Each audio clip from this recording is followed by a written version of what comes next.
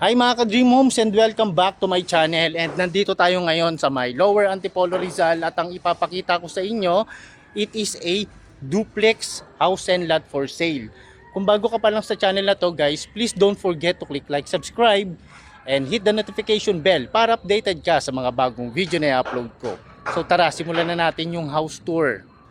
So guys, ito yung property, yung nasa right side.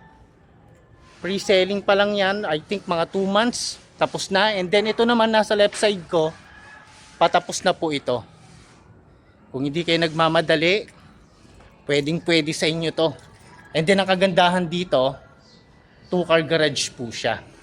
And then tignan natin yung facade.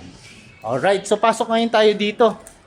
So ito guys, open concept, living area, dining and kitchen area. So pagpasensyahan nyo na, marami pang kalat. Mga 1 month tapos na to. And then nandito naman yung inyong service area. And nandun naman yung inyong powder room. So proceed tayo rito guys sa may second floor.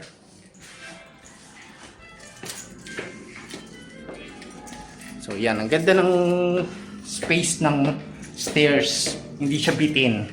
And then pagdating natin dito, sa may second floor, nandito yung 3 bedrooms.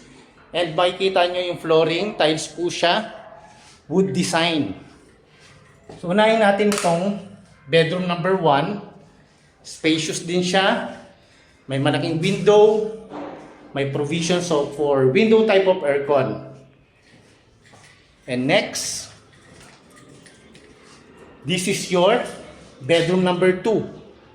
So spacious din. So almost the same din siya guys. So yan. And puntahan natin yung kanilang toilet and bath. And then sa last part, ito naman yung master bedroom. So si master bedroom guys, may sarili siyang toilet and bath. And kasya rito sa master, king or queen size of bed. Meron na rin siyang sariling cabinets. Spacious din. So may mga window na rin siya. And dito sa may last part, nandito yung kanilang balcony. So ayun mga ka-Dream Homes. Kung interested kayo sa property na to, message nyo lang ako guys. Again, this is your Dream Home Buddy, Marvin Marquez. Magkita-kita tayo muli sa aking susunod na house tour. God bless and bye-bye!